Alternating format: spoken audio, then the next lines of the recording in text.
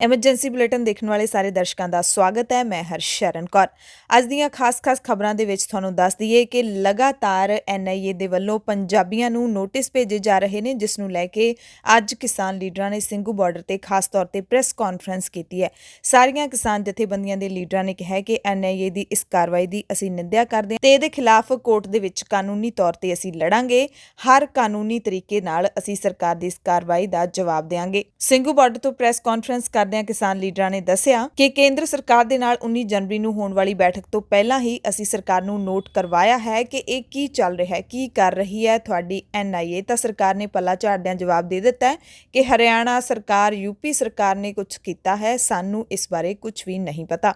NIA ਵੱਲੋਂ ਕੀਤੀ ਜਾ ਰਹੀ ਕਾਰਵਾਈ ਨੂੰ ਅਸੀਂ ਸਰਕਾਰ ਦੇ ਧਿਆਨ ਵਿੱਚ ਲਿਆਵਾਂਗੇ। 19 ਜਨਵਰੀ ਦੀ ਬੈਠਕ ਦੇ ਵਿੱਚ ਅਸੀਂ ਸਰਕਾਰ ਦੇ ਮੰਤਰੀਆਂ ਨਾਲ ਇਸ ਬਾਰੇ ਗੱਲ ਕਰਾਂਗੇ। ਨਾਲ ਹੀ ਕਿਸਾਨ ਲੀਡਰਾਂ ਨੇ ਕੱਲ੍ਹ ਵੀ ਕਿਹਾ ਸੀ ਕਿ NIA ਦੇ ਨੋਟਿਸ ਜਿਨ੍ਹਾਂ ਨੂੰ ਮਿਲ ਰਹੇ ਨੇ ਉਹਨਾਂ ਨੂੰ ਪੇਸ਼ ਹੋਣ ਦੀ ਕੋਈ ਲੋੜ ਨਹੀਂ ਹੈ, ਅਸੀਂ ਇਸ ਬਾਰੇ ਤੁਹਾਡੀ ਮਦਦ ਕਰਾਂਗੇ। ਤੇ ਨਾਲ ਹੀ ਉਹਨਾਂ ਨੇ ਇਹ ਵੀ ਕਿਹਾ ਹੈ ਕਿ ਜਿਨ੍ਹਾਂ ਨੂੰ ਵੀ ਜਿਹੜੇ ਕਿਸਾਨੀ ਸੰਘਰਸ਼ ਨਾਲ ਜੁੜੇ ਹੋਏ ਲੋਕ ਨੇ, ਜਿਨ੍ਹਾਂ ਨੂੰ ਵੀ NIA ਨੇ ਨੋਟਿਸ ਭੇਜੇ ਨੇ, ਅਸੀਂ ਉਹਨਾਂ ਦੇ ਨਾਲ ਹਾਂ। ਸਿੰਘੂ ਬਾਰਡਰ ਤੇ ਪ੍ਰੈਸ ਕਾਨਫਰੰਸ ਤੋਂ ਪਹਿਲਾਂ ਕਿਸਾਨ ਲੀਡਰਾਂ ਨੇ ਅੱਜ ਸਿੰਘੂ ਬਾਰਡਰ ਤੇ ਆਪਸ ਦੇ ਵਿੱਚ ਬੈਠਕ ਕੀਤੀ ਤੇ ਦੱਸਿਆ ਕਿ ਬੈਠਕ ਦਾ ਮੁੱਖ ਮੁੱਦਾ 26 ਜਨਵਰੀ ਦੀ ਪਰੇਡ ਬਾਰੇ ਰਣਨੀਤੀ ਤਿਆਰ ਕਰਨਾ ਸੀ। ਪਿਛਲੇ ਦਿਨਾਂ ਤੋਂ ਕਿਸਾਨ ਲੀਡਰ ਕਹਿ ਰਹੇ ਸੀ ਕਿ 17 ਜਨਵਰੀ ਨੂੰ ਇਸ ਵਾਰੀ ਅਸੀਂ ਮੀਟਿੰਗ ਕਰਾਂਗੇ ਅਤੇ ਉਸ ਤੋਂ ਬਾਅਦ ਸਾਰਾ ਐਕਸ਼ਨ ਪਲਾਨ ਹੈ ਜਿਹੜਾ ਉਸ ਦਾ ਐਲਾਨ ਕਰਾਂਗੇ। ਕਿਸਾਨ ਲੀਡਰਾਂ ਨੇ ਕਿਹਾ ਕਿ ਸੁਪਰੀਮ ਕੋਰਟ ਦਾ ਜੋ ਵੀ ਫੈਸਲਾ ਆਏਗਾ ਉਸ ਬਾਰੇ ਤਤਕਾਲ ਕੁਝ ਲੋਕ ਬੈਠ ਕੇ ਉਸੇ ਸਮੇਂ ਫੈਸਲਾ ਕਰਨਗੇ। ਕਿਸਾਨ ਅੰਦੋਲਨ ਦੌਰਾਨ ਹੁਣ ਤੱਕ 121 ਕਿਸਾਨ ਸ਼ਹੀਦ ਹੋ ਚੁੱਕੇ ਨੇ। ਕਿਸਾਨ ਲੀਡਰਾਂ ਨੇ ਇਸ ਦੀ ਜਾਣਕਾਰੀ ਦਿੱਤੀ ਹੈ ਅਤੇ ਕਿਹਾ ਹੈ ਕਿ ਅਸੀਂ ਵਾਰ-ਵਾਰ ਆਪਣੇ ਕਿਸਾਨ ਸਾਥੀਆਂ ਨੂੰ ਸ਼ਰਧਾਂਜਲੀ ਦਿੰਦੇ ਹਾਂ। 26 ਜਨਵਰੀ ਦੀ ਪਰੇਡ ਲਈ ਤਿਆਰ ਕੀਤੀ ਰਣਨੀਤੀ ਬਾਰੇ ਕਿਸਾਨ ਲੀਡਰਾਂ ਨੇ ਦੱਸਿਆ ਕਿ 26 ਜਨਵਰੀ ਨੂੰ ਪਹਿਲਾਂ ਤੋਂ ਤਿਆਰ ਕੀਤੇ ਗਏ ਪ੍ਰੋਗਰਾਮ ਦੇ ਮੁਤਾਬਿਕ ਕਿਸਾਨ ਗਣਤੰਤਰ ਪਰੇਡ ਦਿੱਲੀ ਦੇ ਅੰਦਰ ਹੀ ਕੀਤੀ ਜਾਵੇਗੀ। ਜਵਾਨਾਂ ਦੇ ਨਾਲ ਕਿਸਾਨ ਵੀ ਗਣਤੰਤਰ ਦਿਵਸ ਤੇ ਗਣਰਾਜ ਦਿਹਾੜੇ ਦੀ ਸੰਪੰਨ ਪ੍ਰਭੂਸੱਤਾ ਦਾ ਉਤਸਵ ਮਨਾਏਗਾ। ਉਂਝ ਤਾਂ ਇਸ ਨੂੰ ਜਵਾਨ ਯੂਨੀਫਾਰਮ ਪਾ ਕੇ ਮਨਾਉਂਦਾ ਹੈ, ਪਰ ਜਵਾਨ ਵੀ ਤਾਂ ਕਿਸਾਨ ਹੀ ਹੈ, ਇਸ ਲਈ ਕਿਸਾਨ ਵੀ ਇਹ ਉਤਸਵ ਮਨਾਉਣਗੇ। ਕਿਸਾਨਾਂ ਨੇ ਦੱਸਿਆ ਕਿ ਇਹ ਪਰੇਡ ਆਊਟਰ ਰਿੰਗ ਰੋਡ ਦੀ ਪਰਿਕਰਮਾ ਕਰਕੇ ਕੀਤੀ ਜਾਏਗੀ। ਦਿੱਲੀ ਦੀ ਆਊਟਰ ਰਿੰਗ ਰੋਡ ਜੋ ਕਿ ਬਾਹਰ ਵਾਲੀ ਰੋਡ ਹੈ, ਕਰੀਬ 50 ਕਿਲੋਮੀਟਰ ਲੰਬੀ ਹੈ ਤੇ ਅਸੀਂ ਉਮੀਦ ਕਰਦੇ ਹਾਂ ਕਿ ਦਿੱਲੀ ਤੇ ਹਰਿਆਣਾ ਦਾ ਪੁਲਿਸ ਪ੍ਰਸ਼ਾਸਨ ਸਾਡੀ ਪਰੇਡ ਦੇ ਵਿੱਚ ਕੋਈ ਰੁਕਾਵਟ ਨਹੀਂ ਪਾਵੇਗਾ। ਸਾਡੀ ਪਰੇਡ ਪੂਰੀ ਤਰ੍ਹਾਂ ਦੇ ਨਾਲ ਸ਼ਾਂਤੀਪੂਰਵਕ ਰਹੇਗੀ। ਕਿਸੇ ਵੀ ਕਿਸਮ ਦੇ ਹਥਿਆਰ, ਹਿੰਸਕ ਕਾਰਵਾਈ ਅਤੇ ਭੜਕਾਊ ਭਾਸ਼ਾ ਤੇ ਅਸੀਂ ਬਿਲਕੁਲ ਮਨਾਹੀ ਕੀਤੀ ਹੈ ਤੇ ਮਨਾਹੀ ਹੀ ਰਹੇਗੀ। ਸ਼ਾਂਤੀ ਸਾਡੀ ਪਰੇਡ ਦਾ ਸਭ ਤੋਂ ਵੱਡਾ ਹਥਿਆਰ ਰਹੇਗਾ, ਜਿਵੇਂ ਕਿ ਸਾਡੇ ਅੰਦੋਲਨ ਦਾ ਸਭ ਤੋਂ ਵੱਡਾ ਹਥਿਆਰ ਸ਼ਾਂਤੀਪੂਰਵਕ ਰਹਿਣਾ ਹੈ। ਗਣਤੰਤਰ ਦਿਵਸ ਪਰੇਡ ਜਿਹੜੀ ਸਰਕਾਰ ਦੇ ਵੱਲੋਂ ਕੀਤੀ ਜਾਏਗੀ ਉਸ ਦੇ ਵਿੱਚ ਅਸੀਂ ਕੋਈ ਰੁਕਾਵਟ ਨਹੀਂ ਪਾਵਾਂਗੇ।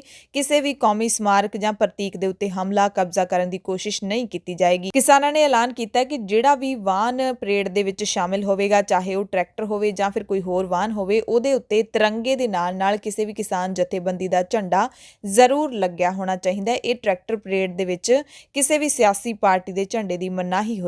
ਦੇਸ਼ ਦੇ ਜਿਨ੍ਹਾਂ ਇਲਾਕਿਆਂ ਤੋਂ ਲੋਕ ਦਿੱਲੀ ਨਹੀਂ ਪਹੁੰਚ ਸਕਦੇ, ਉੱਥੇ ਸੂਬੇ ਦੀ ਰਾਜਧਾਨੀ ਜਾਂ ਜ਼ਿਲ੍ਹਾ ਪੱਧਰ ਤੇ ਕਿਸਾਨ ਗਣਤੰਤਰ ਪਰੇਡ ਹੈ ਜਿਹੜੀ ਉਹ ਸ਼ਾਂਤੀਪੂਰਵਕ ਢੰਗ ਨਾਲ ਕੀਤੀ ਜਾਏਗੀ। ਦਿੱਲੀ ਦੇ ਨੇੜਲੇ ਸਾਰੇ ਇਲਾਕਿਆਂ ਦੇ ਕਿਸਾਨ ਦਿੱਲੀ ਪਹੁੰਚਣਗੇ ਤੇ ਸਮੇਂ-ਸਮੇਂ ਤੇ ਅਸੀਂ ਦਿਸ਼ਾ ਨਿਰਦੇਸ਼ ਦਿੰਦੇ ਰਹਾਂਗੇ।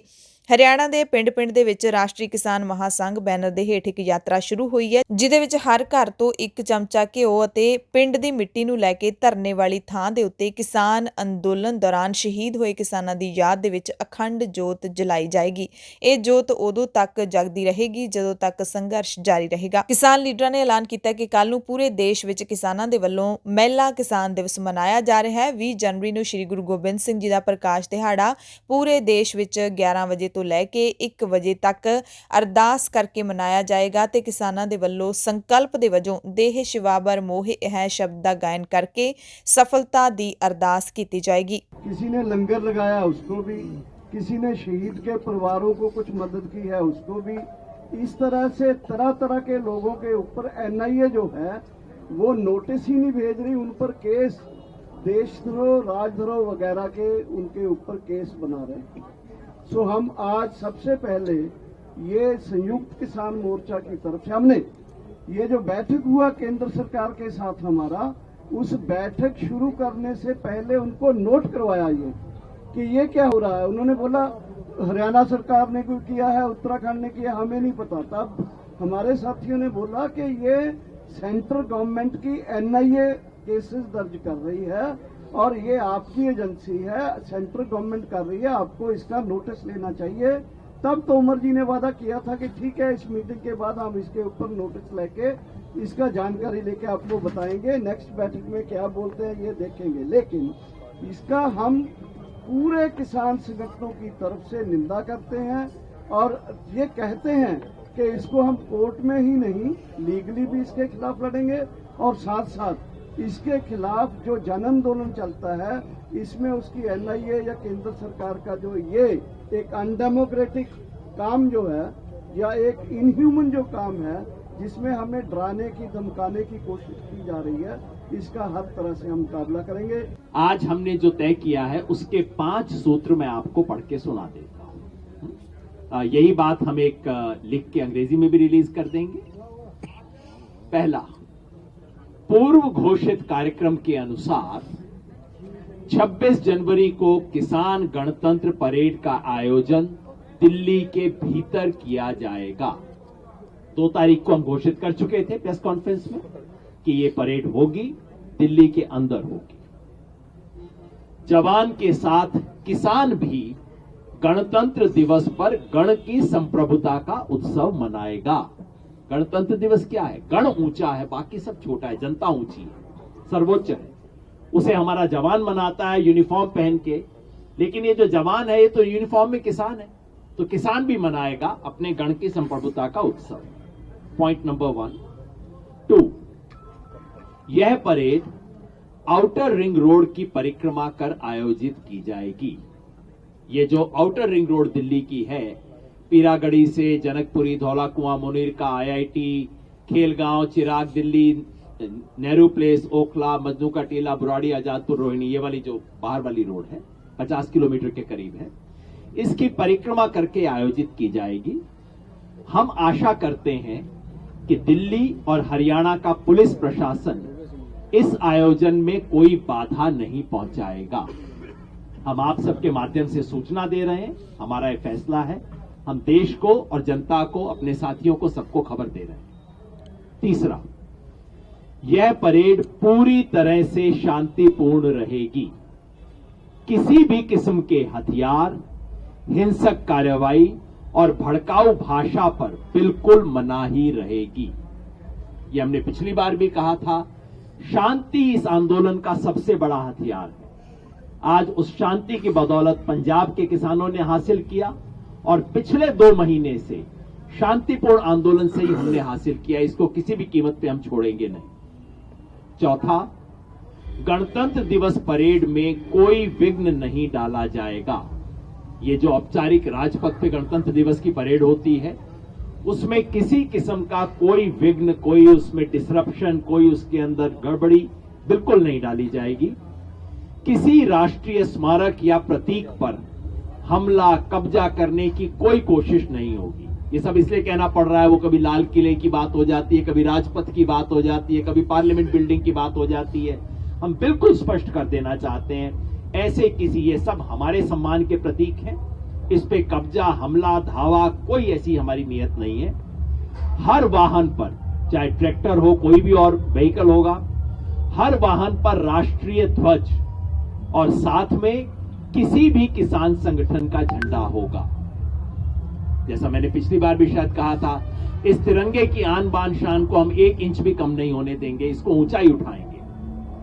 किसी भी पार्टी के झंडे की मनाही होगी, कोई पॉलिटिकल पार्टी का झंडा नहीं। इस सब के बारे में हमने हमेशा सावधानी बरती है, वो इस मूवमेंट के दौरान भी यही होगा। 5वां पॉइंट है, देश के जिन इलाकों से लोग दिल्ली नहीं पहुंच सकते, ये तो मैंने दिल्ली के बारे में बताया, दिल्ली के बाहर, एक मिनट ये मैंने दिल्ली का बताया आपको, दिल्ली के बाहर का बता दूं। देश के जिन इलाकों से लोग दिल्ली नहीं पहुंच सकते, वहां राज्य की राजधानी या जिला स्तर पर किसान गणतंत्र परेड उपरोक्त मर्यादा के अनुसार आयोजित की जाएगी। ਸੁਪਰੀਮ ਕੋਰਟ ਦੇ ਵਿੱਚ ਸੋਮਵਾਰ ਯਾਨੀ ਕਿ ਕੱਲ ਨੂੰ ਵਿਵਾਦਪੂਰਨ ਖੇਤੀ ਕਾਨੂੰਨਾਂ ਤੇ ਦਿੱਲੀ ਸਰਹੱਦਾਂ ਤੇ ਚੱਲ ਰਹੇ ਕਿਸਾਨਾਂ ਦੇ ਵਿਰੋਧ ਪ੍ਰਦਰਸ਼ਨ ਨਾਲ ਸੰਬੰਧਿਤ ਪਟੀਸ਼ਨਾਂ ਤੇ ਸੁਣਵਾਈ ਹੋਵੇਗੀ।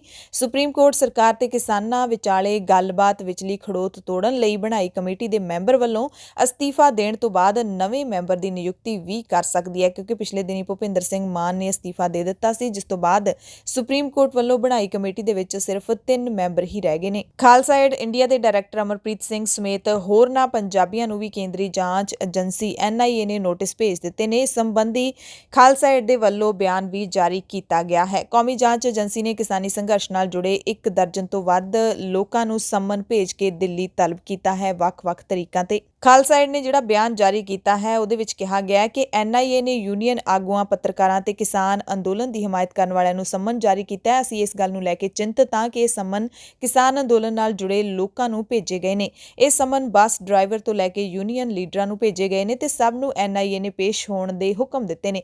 ਦੱਸਿਆ ਗਿਆ ਕਿ ਇਹ ਨੋਟਿਸ ਭਾਰਤ ਵਿਰੋਧੀ ਅਤੇ ਦਹਿਸ਼ਤਗਰਦੀ ਦੀ ਹਮਾਇਤ ਕਰਨ ਤੇ ਭੇਜੇ ਗਏ ਨੇ। ਕਿਸਾਨ ਅੰਦੋਲਨ ਵਿੱਚ ਮੌਜੂਦ ਸਾਡੀ ਟੀਮ ਨੂੰ ਵੀ ਜਾਂਚ ਲਈ ਸੱਦਿਆ ਗਿਆ। ਜਾਂਚ ਦੌਰਾਨ ਸਾਨੂੰ ਆਪਣੀ ਖਾਲਸਾ ਏਡ ਦੀ ਟੀਮ ਦੀ ਪੂਰੀ ਚਿੰਤਾ ਹੈ। ਸਾਨੂੰ ਲੱਗਦਾ ਹੈ ਕਿ ਜਾਂਚ ਦੌਰਾਨ ਕੌਮਾਂਤਰੀ ਨਿਯਮਾਂ ਦਾ ਪਾਲਣ ਨਹੀਂ ਕੀਤਾ ਜਾਏਗਾ। NIA ਵੱਲੋਂ ਹੁਣ ਤੱਕ ਅਜਿਹੀਆਂ ਕਈ ਸੰਸਥਾਵਾਂ ਦੇ ਖਿਲਾਫ ਸਹੀ ਵਤੀਰਾ ਨਹੀਂ ਕੀਤਾ ਗਿਆ ਜਿਨ੍ਹਾਂ ਨੇ ਮਨੁੱਖਾਂ ਦੀ ਭਲਾਈ ਲਈ ਕੰਮ ਕੀਤਾ ਹੈ। ਅਸੀਂ ਸਾਰੇ ਕੌਮਾਂਤਰੀ ਅਦਾਰਿਆਂ ਨੂੰ ਅਪੀਲ ਕਰਦੇ ਹਾਂ ਕਿ ਸਿਆਸੀ ਮੁਫਾਦ ਲਈ ਜੋ ਇਹ ਕੀਤਾ ਜਾ ਰਿਹਾ ਹੈ ਉਸ ਨੂੰ ਜਵਾਬਦੇਹੀ ਬਣਾਇਆ ਜਾਵੇ। ਖਾਲਸਾ ਏਡ ਨੇ ਕਿਹਾ ਕਿ ਇੱਕ ਜਥੇਬੰਦੀ ਹੋਣ ਦੇ ਨਾਤੇ ਅਸੀਂ ਹਰ ਦੇਸ਼ ਦੀ ਸਰਕਾਰ ਦੇ ਸਾਰੇ ਨਿਯਮਾਂ ਦਾ ਪਾਲਣ ਕਰਦੇ ਹਾਂ ਤੇ ਜਦੋਂ ਤੱਕ NIA ਦੀ ਜਾਂਚ ਖਤਮ ਨਹੀਂ ਹੁੰਦੀ ਉਦੋਂ ਤੱਕ ਅਸੀਂ ਇਸ ਬਾਰੇ ਹੋਰ ਕੋਈ ਵੀ ਜਾਣਕਾਰੀ ਸਾਂਝੀ ਨਹੀਂ ਕਰ ਸਕਦੇ, ਪਰ ਸਾਡੀ ਟੀਮ NIA ਨਾਲ ਪੂਰਾ ਸਹਿਯੋਗ ਕਰੇਗੀ।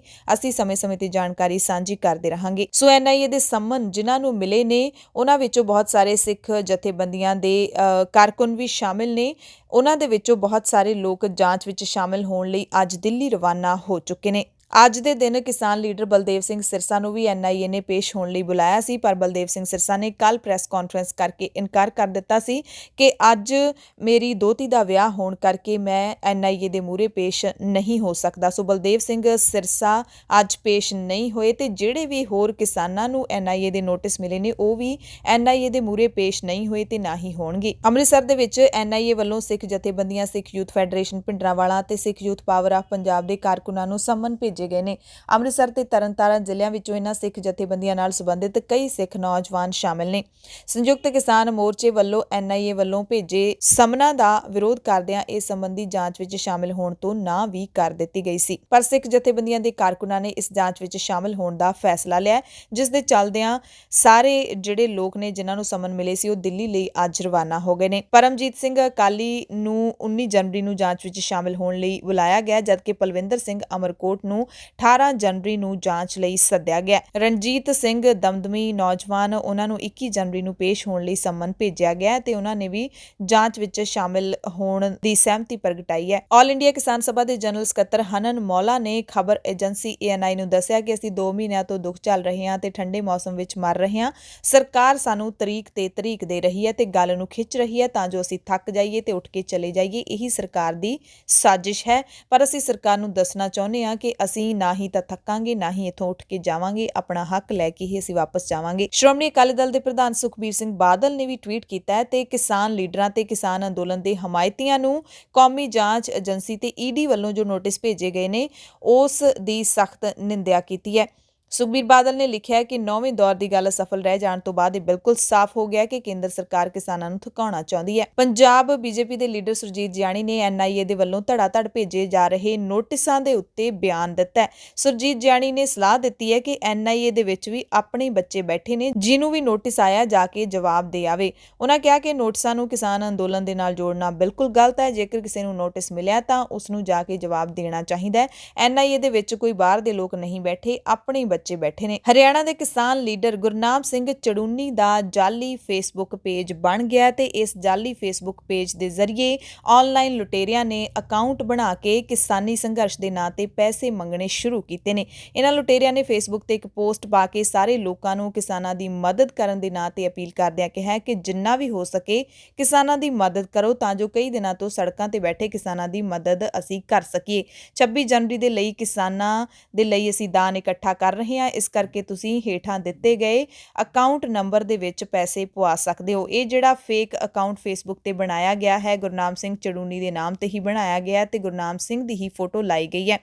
ਇਸ ਫੇਕ ਪੇਜ ਦੇ ਬਣਨ ਤੋਂ ਬਾਅਦ ਗੁਰਨਾਮ ਸਿੰਘ ਚੜੂਨੀ ਨੇ ਆਪਣੇ ਅਫੀਸ਼ੀਅਲ ਅਕਾਊਂਟ ਤੋਂ ਜਾਣਕਾਰੀ ਦਿੱਤੀ ਹੈ ਕਿ ਮੇਰਾ ਇਹ ਪੇਜ ਨਹੀਂ ਹੈ, ਨਾ ਹੀ ਮੈਂ ਪੈਸੇ ਮੰਗ ਰਿਹਾ, ਨਾ ਹੀ ਪੈਸਿਆਂ ਦੀ ਲੋੜ ਹੈ, ਇਸ ਕਰਕੇ ਇਹਨਾਂ ਆਨਲਾਈਨ ਲੁਟੇਰਿਆਂ ਨੂੰ ਪੈਸੇ ਨਾ ਭੇਜੇ ਜਾਣ। ਦਿੱਲੀ ਦੇ ਵਿੱਚ ਕਿਸਾਨ ਲੀਡਰਾਂ ਦੇ ਨਾਲ ਕਈ ਸਿਆਸੀ ਲੀਡਰਾਂ ਨੇ ਬੈਠਕ ਕੀਤੀ। ਮੀਟਿੰਗ ਦੇ ਵਿੱਚ ਕਾਂਗਰਸ ਦੇ ਸੰਸਦ ਮੈਂਬਰ ਗੁਰਜੀਤ ਸਿੰਘ ਔਜਲਾ, ਜਸਵੀਰ ਸਿੰਘ ਡਿੰਪਾ, ਵਿਧਾਇਕ ਕੁਲਬੀਰ ਸਿੰਘ ਜ਼ੀਰਾ, ਪਰਮਿੰਦਰ ਸਿੰਘ ਢੀਂਡਸਾ ਵੀ ਜਿਹੜੇ ਕਿ ਸ਼੍ਰੋਮਣੀ ਅਕਾਲੀ ਦਲ ਡੈਮੋਕ੍ਰੈਟਿਕ ਦੇ ਮੈਂਬਰ ਨੇ, ਉਹਦੇ ਨਾਲ ਸੁਖਪਾਲ ਸਿੰਘ ਖਹਿਰਾ, ਸੇਵਾ ਸਿੰਘ ਸੇਖਵਾਂ, ਆਮ ਆਦਮੀ ਪਾਰਟੀ ਦੇ ਪੰਜਾਬ ਦੇ ਇੰਚਾਰਜ ਜਰਨੈਲ ਸਿੰਘ ਤੇ ਕਾਂਗਰਸ ਦੇ ਸੀਨੀਅਰ ਲੀਡਰ ਦਿਗਵਿਜੇ ਸਿੰਘ ਵੀ ਮੌਜੂਦ ਸਨ। ਕਿਸਾਨ ਲੀਡਰ ਗੁਰਨਾਮ ਸਿੰਘ ਚੜੂਨੀ ਨੇ ਇਹਨਾਂ ਸਿਆਸੀ ਲੀਡਰਾਂ ਨਾਲ ਮੀਟਿੰਗ ਕੀਤੀ। ਇਹ ਮੀਟਿੰਗ ਦਿੱਲੀ ਦੇ ਕਨਸਟੀਟਿਊਸ਼ਨਲ ਕਲੱਬ ਦੇ ਵਿੱਚ ਹੋਈ। ਕਿਸਾਨੀ ਅੰਦੋਲਨ ਨੂੰ ਲੈ ਕੇ ਹੋਈ ਇਸ ਮੀਟਿੰਗ ਦੇ ਵਿੱਚ 22-23 ਜਨਵਰੀ ਨੂੰ ਦਿੱਲੀ ਦੇ ਵਿੱਚ ਜਨ ਸੰਸਦ ਕਰਨ ਦਾ ਫੈਸਲਾ ਕੀਤਾ ਗਿਆ। ਵਿਰੋਧੀ ਪਾਰਟੀਆਂ ਦੇ ਵੱਲੋਂ ਵੀ ਇਸ ਦਾ ਸਮਰਥਨ ਕੀਤਾ ਜਾਏਗਾ। ਕੇਂਦਰੀ ਖੇਤੀਬਾੜੀ ਮੰਤਰੀ ਨਰਿੰਦਰ ਤੋਮਰ ਨੇ ਮੁੜ ਬਿਆਨ ਦਿੱਤਾ ਹੈ, ਕਿਹਾ ਕਿ ਖੇਤੀ ਕਾਨੂੰਨਾਂ ਨੂੰ ਰੱਦ ਕਰਨ ਤੋਂ ਇਲਾਵਾ ਕਿਸਾਨ ਸਾਨੂੰ ਦੱਸਣ ਕਿ ਹੋਰ ਕੀ ਬਦਲਾਅ ਚਾਹੁੰਦੇ ਨੇ। ਮੀਟਿੰਗ ਤੋਂ ਪਹਿਲਾਂ ਖੇਤੀਬਾੜੀ ਮੰਤਰੀ ਦਾ ਹੁਣ ਬਿਆਨ ਆ ਗਿਆ ਤੇ ਉਹੀ ਉਹਨਾਂ ਨੇ ਦਰਸਾ ਦਿੱਤਾ ਕਿ ਅਗਲੀ ਮੀਟਿੰਗ ਦੇ ਵਿੱਚ ਕੀ ਹੋਣ ਵਾਲਾ ਹੈ। ਉਹਨਾਂ ਕਿਹਾ ਕਿ ਕਿਸਾਨ ਯੂਨੀਅਨ ਟਸ ਤੋਂ ਮਸ ਹੋਣ ਨੂੰ ਤਿਆਰ ਨਹੀਂ। ਲਗਾਤਾਰ ਕਿਸਾਨ ਲੀਡਰਾਂ ਦੀ ਕੋਸ਼ਿਸ਼ ਹੈ ਕਿ ਤਿੰਨਾਂ ਕਾਨੂੰਨਾਂ ਨੂੰ ਰੱਦ ਕੀਤਾ ਜਾਵੇ। ਨਰਿੰਦਰ ਤੋਮਰ ਕਹਿੰਦੇ ਕਿ ਭਾਰਤ ਸਰਕਾਰ ਜਦੋਂ ਕੋਈ ਕਾਨੂੰਨ ਬਣਾਉਂਦੀ ਹੈ ਤਾਂ ਉਹ ਪੂਰੇ ਦੇਸ਼ ਲਈ ਹੁੰਦਾ ਹੈ। ਇਹਨਾਂ ਤਿੰਨਾਂ ਕਾਨੂੰਨਾਂ ਬਾਰੇ ਵੀ ਜ਼ਿਆਦਾਤਰ ਕਿਸਾਨ, ਵਿਦਵਾਨ, ਵਿਗਿਆਨੀ ਤੇ ਖੇਤੀ ਖੇਤਰ ਵਿੱਚ ਕੰਮ ਕਰਨ ਵਾਲੇ ਲੋਕ ਸਹਿਮਤ ਹਨ ਤੇ ਇਹਨਾਂ ਦੇ ਨਾਲ ਖੜੇ ਨੇ। ਹੁਣ ਤਾਂ ਸੁਪਰੀਮ ਕੋਰਟ ਨੇ ਵੀ ਇਹਨਾਂ ਕਾਨੂੰਨਾਂ ਨੂੰ ਲਾਗੂ ਕਰਨ ਨੂੰ ਰੋਕ ਦਿੱਤਾ। ਮੈਂ ਸਮਝਦਾ ਹਾਂ ਜ਼ਿੱਦ ਦਾ ਸਵਾਲ ਹੀ ਖਤਮ ਹੋ ਜਾਣਾ ਚਾਹੀਦਾ ਹੈ ਤੇ ਕਿਸਾਨਾਂ ਨੂੰ ਹੁਣ ਚੰਗੇ ਤਰੀਕੇ ਨਾਲ ਗੱਲ ਕਰਨੀ ਚਾਹੀਦੀ ਹੈ। ਖੇਤੀ ਕਾਨੂੰਨਾਂ ਨੂੰ ਰੱਦ ਕਰਨ ਦੀ ਜ਼ਿੱਦ ਛੱਡ ਕੇ ਹੋਰ ਬਦਲਾਅ ਦੱਸਣ ਕਿ ਕਿਹੜੇ ਚਾਹੀਦੇ ਨੇ। 19 ਜਨਵਰੀ ਨੂੰ ਹੋਣ ਵਾਲੀ ਬੈਠਕ ਤੋਂ ਪਹਿਲਾਂ 17 ਜਨਵਰੀ ਨੂੰ ਖੇਤੀਬਾੜੀ ਮੰਤਰੀ ਦਾ ਇਹ ਬਿਆਨ ਕਾਫੀ ਕੁਝ ਦਰਸਾ ਜਾਂਦਾ ਹੈ ਕਿ ਆਖਿਰਕਾਰ 19 ਜਨਵਰੀ ਦੀ ਮੀਟਿੰਗ ਦੇ ਵਿੱਚ ਵੀ ਕੀ ਰਹਿਣ ਵਾਲਾ ਹੈ। ਭਾਰਤੀ ਕਿਸਾਨ ਯੂਨੀਅਨ ਦੇ ਪ੍ਰਧਾਨ ਰਾਕੇਸ਼ ਟਿਕੈਤ ਨੇ ਖਦਸ਼ਾ ਜਤਾਇਆ ਕਿ ਕਿਸਾਨਾਂ ਦਾ ਸੰਘਰਸ਼ ਲੰਬਾ ਚੱਲਣ ਵਾਲਾ ਹੈ। ਪ੍ਰੈਸ ਕਾਨਫਰੰਸ ਦੌਰਾਨ ਰਾਕੇਸ਼ ਟਿਕੈਤ ਨੇ ਕਿਹਾ ਕਿ ਲੱਖਾਂ ਦੀ ਗਿਣਤੀ ਵਿੱਚ ਕਿਸਾਨ ਦਿੱਲੀ ਦੇ ਬਾਰਡਰਾਂ ਤੇ ਡਟੇ ਹੋਏ ਨੇ ਤਾਂ ਕਿਉਂ ਸਰਕਾਰ ਇਹਨਾਂ ਕਾਨੂੰਨਾਂ ਨੂੰ ਵਾਪਸ ਨਹੀਂ ਲੈ ਰਹੀ। ਟਿਕੈਤ ਨੇ ਮੁੜ ਦੁਹਰਾਇਆ ਕਿ ਕਿਸਾਨ ਉਦੋਂ ਤੱਕ ਘਰ ਵਾਪਸ ਨਹੀਂ ਜਾਣਗੇ ਜਦੋਂ ਤੱਕ ਬਿੱਲ ਵਾਪਸ ਨਹੀਂ ਹੋਣਗੇ। ਕੱਲ ਨੂੰ ਕਿਸਾਨਾਂ ਦੇ ਵੱਲੋਂ ਵੱਡੇ ਪੱਧਰ ਤੇ ਮਹਿਲਾ ਕਿਸਾਨ ਦਿਵਸ ਮਨਾਇਆ ਜਾਏਗਾ ਤੇ ਇਸ ਕਿਸਾਨ ਦਿਵਸ ਦੇ ਵਿੱਚ ਸ਼ਾਮਿਲ ਹੋਣ ਦੇ ਲਈ ਪੰਜਾਬ, ਹਰਿਆਣਾ ਤੇ ਹੋਰ ਸੂਬਿਆਂ ਤੋਂ ਵੱਡੀ ਗਿਣਤੀ ਦੇ ਵਿੱਚ ਔਰਤਾਂ ਦੇ ਇਕੱਠ ਦਿੱਲੀ ਪਹੁੰਚਣਗੇ। ਮਹਾਰਾਸ਼ਟਰ ਤੋਂ ਵੀ ਲੋਕ ਸੰਘਰਸ਼ ਮੋਰਚੇ ਦੀ ਅਗਵਾਈ ਦੇ ਵਿੱਚ ਮਹਿਲਾ ਕਿਸਾਨ ਬੀਬੀਆਂ ਅੰਦੋਲਨ ਦੀ ਹਮਾਇਤ ਲਈ ਅੱਜ ਦਿੱਲੀ ਪਹੁੰਚ ਗਈਆਂ ਨੇ। ਇਸ ਦੀ ਜਾਣਕਾਰੀ ਮਹਾਰਾਸ਼ਟਰ ਤੋਂ ਕਿਸਾਨ ਲੀਡਰ ਪ੍ਰਤਿਭਾ ਸ਼ਿੰਦੇ ਨੇ ਦਾ ਖਾਲਸ ਟੀਵੀ ਨੂੰ ਦਿੱਤੀ ਹੈ। ਕੁੰਡਲੀ ਬਾਰਡਰ ਤੇ ਕਿਸਾਨ ਮਜ਼ਦੂਰ ਸੰਘਰਸ਼ ਕਮੇਟੀ ਪੰਜਾਬ ਨੇ ਪ੍ਰਧਾਨ ਮੰਤਰੀ ਨਰਿੰਦਰ ਮੋਦੀ ਅਤੇ ਕੌਮਾਂਤਰੀ ਮੁਦਰਾ ਕੋਸ਼ ਫੰਡ ਦੀ ਚੇਅਰਪਰਸਨ ਕ੍ਰਿਸਟੀਨਾ ਜਾਰਜੀਵਾ ਦਾ ਅਰਥੀ ਫੂਕ ਮੁਜ਼ਾਹਰਾ ਕੀਤਾ। ਕਿਸਾਨ ਮਜ਼ਦੂਰ ਸੰਘਰਸ਼ ਕਮੇਟੀ ਪੰਜਾਬ ਦੇ ਸੂਬਾ ਜਨਰਲ ਸਕੱਤਰ ਸਰਵਣ ਸਿੰਘ ਪੰਧੇਰ ਨੇ ਦੱਸਿਆ ਕਿ 26 ਜਨਵਰੀ ਦੀ ਪਰੇਡ ਵਿੱਚ ਸ਼ਾਮਿਲ ਹੋਣ ਲਈ ਤਰਨਤਾਰਨ, ਅੰਮ੍ਰਿਤਸਰ ਸਮੇਤ ਪੂਰੇ ਪੰਜਾਬ ਦੇ ਵਿੱਚ ਤਿਆਰੀ ਪੂਰੇ ਜ਼ੋਰਾਂ ਤੇ ਚੱਲ ਰਹੀ ਹੈ। ਉਹਨਾਂ ਦੱਸਿਆ ਕਿ ਇੱਕ ਜਥਾ 20 ਜਨਵਰੀ ਨੂੰ ਬਿਆਸ ਤੇ ਹਰੀਕੇ ਪੁਲ ਤੋਂ ਸਵੇਰੇ 7 ਵਜੇ ਰਵਾਨਾ ਹੋਵੇਗਾ। ਕਿਸਾਨ ਮਜ਼ਦੂਰ ਸੰਘਰਸ਼ ਕਮੇਟੀ ਦੀ ਅਗਵਾਈ ਦੇ ਵਿੱਚ NIA ਦੇ ਮੁਖੀ ਦਾ ਪੁਤਲਾ ਅੱਜ ਪਿੰਡ ਜੋਧਾ ਨਗਰੀ ਦੇ ਵਿੱਚ ਫੂਕਿਆ ਗਿਆ ਤੇ ਕੱਲ ਨੂੰ ਤਰਨਤਾਰਨ ਦੇ ਵਿੱਚ ਫੂਕਿਆ ਜਾਏਗਾ। ਕਿਸਾਨ ਅੰਦੋਲਨ ਦੀ ਹਮਾਇਤ ਵਿੱਚ ਹਰਿਆਣਾ ਦੇ ਇੱਕ ਪਿੰਡ ਨੇ ਏਕਾ ਕਰ ਲਿਆ। ਹਰਿਆਣਾ ਦੇ ਜੀਂਦ ਦਾ ਇੱਕ ਪੂਰਾ ਪਿੰਡ ਕਿਸਾਨੀ ਅੰਦੋਲਨ ਦੀ ਮਦਦ ਲਈ ਅੱਗੇ ਆਇਆ। ਉਚਾਣਾ ਦੇ ਛਾਤਰ ਪਿੰਡ ਨੇ ਕਿਸਾਨੀ ਅੰਦੋਲਨ ਦੀ ਮਦਦ ਕਰਨ ਦਾ ਫੈਸਲਾ ਲਿਆ ਤੇ 26 ਜਨਵਰੀ ਨੂੰ ਹੋਣ ਵਾਲੀ ਟਰੈਕਟਰ ਪਰੇਡ ਦੇ ਵਿੱਚ ਹਿੱਸਾ ਲੈਣ ਵਾਲੇ ਕਿਸਾਨਾਂ ਨੂੰ ਸਹਾਇਤਾ ਭੇਜਣ ਦੇ ਲਈ ਇਹਨਾਂ ਨੇ ਪਹਿਲੇ ਗੇੜ ਦੇ ਵਿੱਚ 20 ਲੱਖ ਰੁਪਏ ਇਕੱਠੇ ਕਰਨ ਦਾ ਐਲਾਨ ਕੀਤਾ ਹੈ।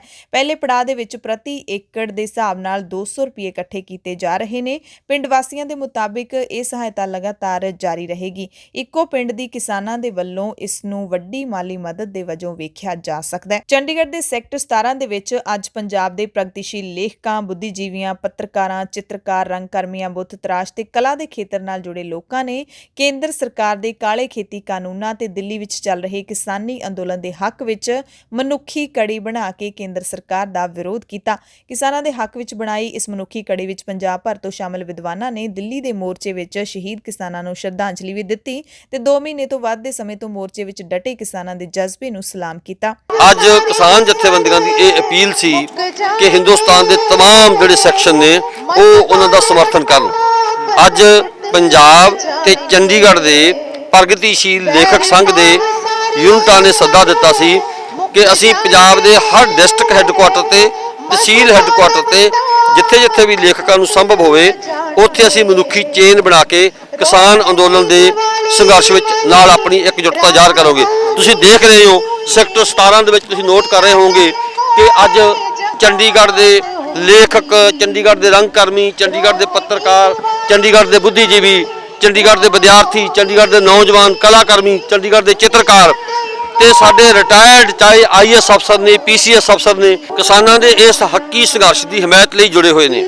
ਕੱਲ ਪੂਰੇ ਭਾਰਤ ਦੇ ਵਿੱਚ ਕਰੋਨਾ ਦਾ ਟੀਕਾ ਲੱਗਣਾ ਸ਼ੁਰੂ ਹੋ ਗਿਆ ਤੇ ਹਰਿਆਣਾ ਦੇ ਕੈਥਲ ਦੇ ਵਿੱਚ ਕਿਸਾਨਾਂ ਨੇ ਕਰੋਨਾ ਟੀਕਾਕਰਨ ਮੁਹਿੰਮ ਦਾ ਵਿਰੋਧ ਕੀਤਾ। ਸੰਯੁਕਤ ਕਿਸਾਨ ਮੋਰਚੇ ਦੇ ਸੱਦੇ ਤੇ ਕਿਸਾਨ ਜਥੇਬੰਦੀਆਂ ਦੇ ਵੱਲੋਂ ਭਾਰਤੀ ਜਨਤਾ ਪਾਰਟੀ ਤੇ ਭਾਈਵਾਲ ਪਾਰਟੀਆਂ ਦਾ ਵਿਰੋਧ ਜਿਵੇਂ ਹਰਿਆਣਾ ਦੇ ਵਿੱਚ ਲਗਾਤਾਰ ਜਾਰੀ ਹੈ, ਉਸ ਦੇ ਨਾਲ ਹੀ ਹਰਿਆਣਾ ਦੇ ਵਿੱਚ ਕੋਵਿਡ ਟੀਕਾਕਰਨ ਦੀ ਸ਼ੁਰੂਆਤ ਮੌਕੇ ਕਈ ਥਾਈਂ ਭਾਜਪਾ ਦੇ ਵਿਧਾਇਕ ਤੇ ਆਗੂ ਗਏ ਸੀ ਜਿਨ੍ਹਾਂ ਦਾ ਕਿਸਾਨ ਲੀਡਰਾਂ ਨੇ ਵਿਰੋਧ ਕੀਤਾ। ਕਿਸਾਨਾਂ ਦੇ ਵਿਰੋਧ ਦੇ ਚੱਲਦਿਆਂ ਸਿਹਤ ਮੁਲਾਜ਼ਮਾਂ ਨੂੰ ਟੀਕਾਕਰਨ ਕੀਤੇ ਬਿਨਾਂ ਹੀ ਉੱਥੋਂ ਪਰਤਣਾ ਪਿਆ। ਹਰਿਆਣਾ ਦੇ ਜ਼ਿਲ੍ਹਾ ਕੈਥਲ ਦੇ ਸਰਕਾਰੀ ਸਕੂਲ ਦੇ ਵਿੱਚ ਸਿਹਤ ਕਰਮਚਾਰੀਆਂ ਨੂੰ ਪਹਿਲੇ ਗੇੜ ਦੌਰਾਨ ਕੋਵਿਡ ਦਾ ਟੀਕਾ ਲਾਇਆ ਜਾ ਰਿਹਾ ਸੀ। ਇਸ ਦੌਰਾਨ ਬੀਜੇਪੀ ਦੇ ਵਿਧਾਇਕ ਲੀਲਾ ਰਾਮ ਪਹੁੰਚੇ ਸੀ ਜਿਸ ਦਾ ਕਿਸਾਨਾਂ ਨੇ ਵਿਰੋਧ ਕੀਤਾ। ਕਿਸਾਨਾਂ ਨੇ ਬੀਜੇਪੀ ਲੀਡਰ ਦੇ ਨਾਲ-ਨਾਲ ਸਕੂਲ ਵਿੱਚ ਟੀਕਾਕਰਨ ਕੀਤੇ ਜਾਣ ਦਾ ਵੀ ਵਿਰੋਧ ਪ੍ਰਗਟਾਇਆ। ਪ੍ਰਦਰਸ਼ਨਕਾਰੀਆਂ ਨੇ ਕਿਹਾ ਕਿ ਵੈਕਸੀਨ ਦੀ ਸ਼ੁਰੂਆਤ ਬੀਜੇਪੀ ਆਗੂਆਂ ਤੋਂ ਕੀਤੀ ਜਾਣੀ ਚਾਹੀਦੀ ਹੈ। ਕਿਸਾਨਾਂ ਨੇ ਕਿਹਾ ਕਿ ਕੇਂਦਰ ਸਰਕਾਰ ਪਹਿਲਾਂ ਆਪਣੇ ਵਿਧਾਇਕਾਂ ਤੇ ਹੋਰ ਲੀਡਰਾਂ ਨੂੰ ਟੀਕੇ ਲਗਵਾਏ, ਫਿਰ ਆਮ ਲੋਕਾਂ ਦੇ ਟੀਕਾ ਲਾਇਆ ਜਾਣਾ ਚਾਹੀਦਾ ਹੈ। ਕਿਸਾਨਾਂ ਨੇ ਕਿਹਾ ਕਿ ਸਿਹਤ ਵਿਭਾਗ ਦੇ ਵੱਲੋਂ ਜਿਸ ਤਰੀਕੇ ਦੇ ਨਾਲ ਟੀਕੇ ਲਾਉਣੇ ਸ਼ੁਰੂ ਕੀਤੇ ਗਏ ਨੇ ਉਹਨਾਂ ਦਾ ਕਈ ਲੋਕਾਂ ਦੀ ਸਿਹਤ ਤੇ ਠੀਕ ਅਸਰ ਨਹੀਂ ਪੈ ਰਿਹਾ।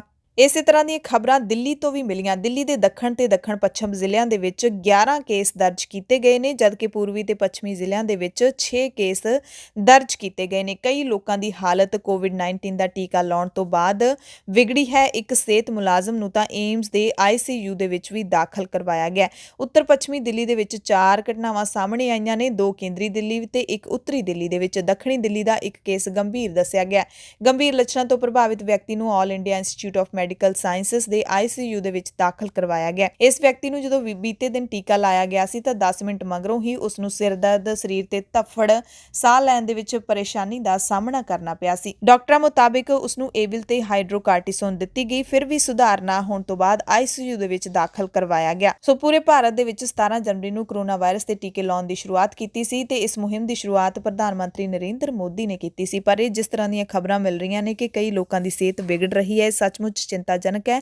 ਸਿਹਤ ਵਿਭਾਗ ਨੂੰ ਇਸ ਤੇ ਪੁਖਤਾ ਕਾਰਵਾਈ ਕਰਨੀ ਚਾਹੀਦੀ ਹੈ। ਪੂਰਬੀ ਚੀਨ ਦੇ ਸ਼ਹਿਰ ਦੇ ਵਿੱਚ ਆਈਸਕ੍ਰੀਮ ਦੇ ਵਿੱਚ ਕਰੋਨਾ ਵਾਇਰਸ ਮਿਲਣ ਤੋਂ ਬਾਅਦ ਉਸ ਬੈਚ ਦੇ ਸਾਰੇ ਡੱਬੇ ਵਾਪਸ ਮੰਗਵਾ ਲਏ ਗਏ ਨੇ। ਦੇਸ਼ ਦੀ ਰਾਜਧਾਨੀ ਨੇੜੇ ਸ਼ਹਿਰ ਦੇ ਪ੍ਰਸ਼ਾਸਨ ਨੇ ਬਿਆਨ ਜਾਰੀ ਕੀਤਾ ਕਿ ਸ਼ਹਿਰ ਵਿੱਚ ਸਥਿਤ ਦਾਕੀਆ ਉਦਾਓ ਫੂਡ ਕੰਪਨੀ ਨੂੰ ਸੀਲ ਕਰ ਦਿੱਤਾ ਗਿਆ ਤੇ ਇਸ ਦੇ ਕਰਮਚਾਰੀਆਂ ਵਿੱਚ ਕਰੋਨਾ ਦੀ ਜਾਂਚ ਕੀਤੀ ਜਾ ਰਹੀ ਹੈ। ਹਾਲਾਂਕਿ ਇਹ ਸੰਕੇਤ ਨਹੀਂ ਮਿਲਿਆ ਕਿ ਕਿਸੇ ਨੂੰ ਆਈਸਕ੍ਰੀਮ ਖਾਣ ਤੋਂ ਬਾਅਦ ਕਰੋਨਾ ਹੋਇਆ। ਪੰਜਾਬ ਦੇ ਮੁੱਖ ਮੰਤਰੀ ਕੈਪਟਨ ਅਮਰਿੰਦਰ ਸਿੰਘ ਨੇ ਕਿਹਾ ਕਿ ਮੈਂ ਅਗਲੇ ਪੜਾਅ ਦੇ ਵਿੱਚ ਕਰੋਨਾ ਦਾ ਟੀਕਾ ਲਵਾਵਾਂਗਾ। ਸਿਵਲ ਹਸਪਤਾਲ ਮੋਹਾਲੀ ਦੇ ਵਿੱਚ ਕੱਲ ਕਰੋਨਾ ਵਾਇਰਸ ਦੇ ਪੂਰੇ ਪੰਜਾਬ ਦੇ ਵਿੱਚ ਟੀਕਾਕਰਨ ਦੀ ਮੁਹਿੰਮ ਸ਼ੁਰੂ ਕੀਤੀ ਗਈ ਸੀ ਤੇ ਪਹਿਲੇ ਪੜਾਅ ਦੇ ਵਿੱਚ ਡਾਕਟਰਾਂ ਤੇ ਹੋਰ ਫਰੰਟਲਾਈਨ ਕਾਮਿਆਂ ਨੂੰ ਟੀਕੇ ਲਾਏ ਜਾ ਰਹੇ ਨੇ। ਮੁੱਖ ਮੰਤਰੀ ਨੇ ਕਿਹਾ ਕਿ ਮੈਂ ਸ਼ੁਰੂ ਵਿੱਚ ਟੀਕਾ ਲਗਵਾਉਣਾ ਚਾਹੁੰਦਾ ਸੀ ਪਰ ਭਾਰਤ ਸਰਕਾਰ ਦੀਆਂ ਹਦਾਇਤਾਂ ਦੇ ਮੁਤਾਬਿਕ ਪਹਿਲੇ ਪੜਾਅ 'ਚ ਕੇਵਲ ਸਿਹਤ ਕਰਮਚਾਰੀਆਂ ਨੂੰ ਹੀ ਟੀਕੇ ਲਗਵਾਏ ਜਾਣਗੇ।